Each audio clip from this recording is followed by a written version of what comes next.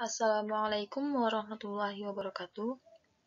Yang terhormat Bapak Muhtadin SPD MPD, selaku dosen pengampu pendidikan kewarganegaraan dan teman-teman sekalian yang kami banggakan. Perkenalkan, saya Laila Oktaviani, perwakilan dari kelompok 6. Di sini saya akan memaparkan hasil makalah kami yang berjudul Demokrasi Indonesia. Baiklah, langsung saja kita ke pembahasan materinya.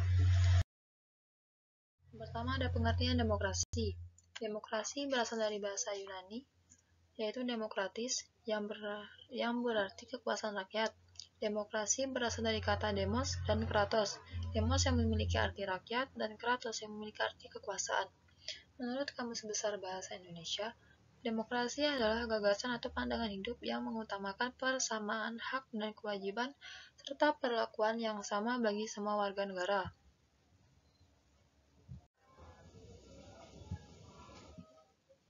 Lanjut ke pembahasan yang kedua, ada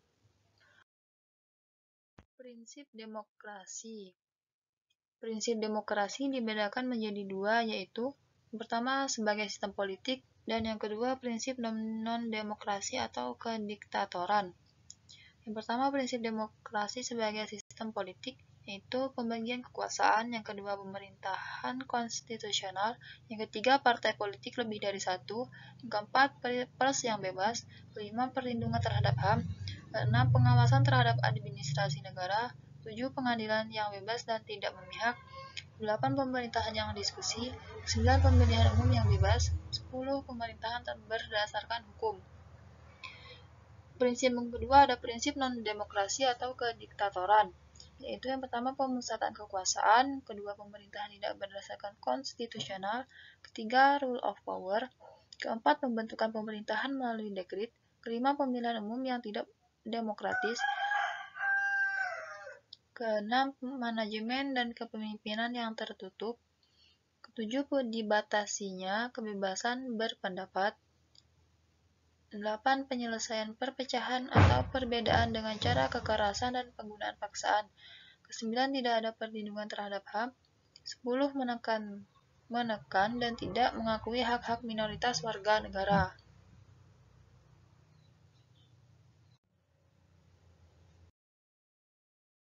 Jenis demokrasi. Yang pertama, demokrasi menurut aspirasi rakyat itu dibagi menjadi dua. Pertama, demokrasi langsung. Demokrasi langsung merupakan sistem demokrasi yang memberikan kesempatan kepada seluruh warga negaranya dalam permusyawaratan saat menentukan arah kebijakan umum dari negara atau undang-undang. Yang kedua, demokrasi tidak langsung merupakan sistem demokrasi yang dijalankan menggunakan sistem perwakilan. Yang kedua, ada demokrasi berdasarkan prinsip ideologi. Yang pertama, demokrasi liberal merupakan kebebasan individu yang lebih ditekankan dan mengabaikan kepentingan umum. Yang kedua, demokrasi rakyat merupakan demokrasi yang didasarkan pada paham sosialisme dan komunisme dan lebih mengutamakan kepentingan umum atau negara.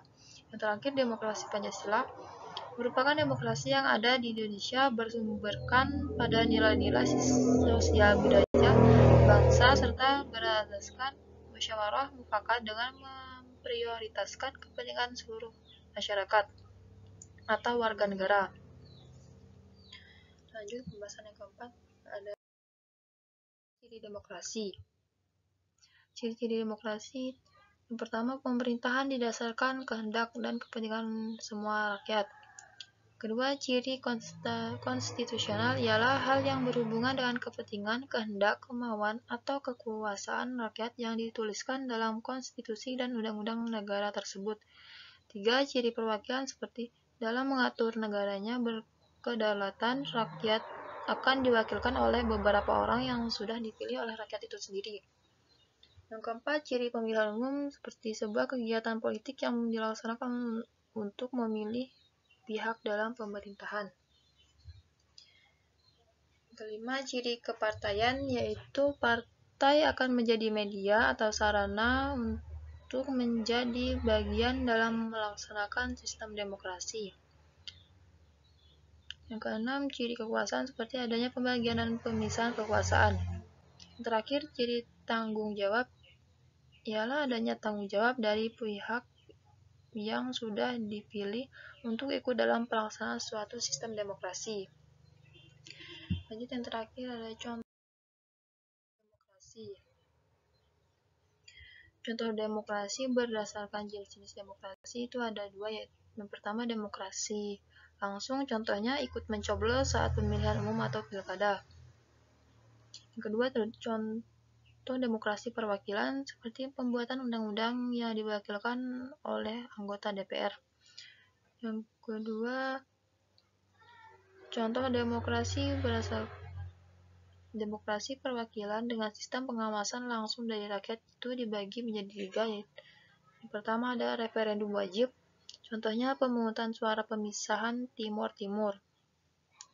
Yang kedua referendum tidak wajib, contohnya peranan partai politik tidak begitu menonjol, tetapi kehendak rakyat dapat diketahui secara langsung dalam demokrasi.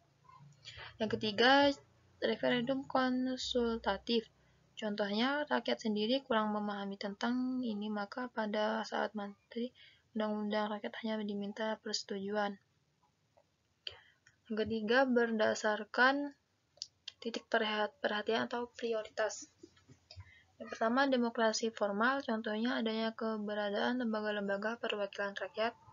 Yang kedua, demokrasi material, contohnya mungkin keberadaan lembaga-lembaga perwakilan rakyat hanya sebagai simbol saja dan hanya mementingkan kepentingan negara saja dibandingkan rakyat.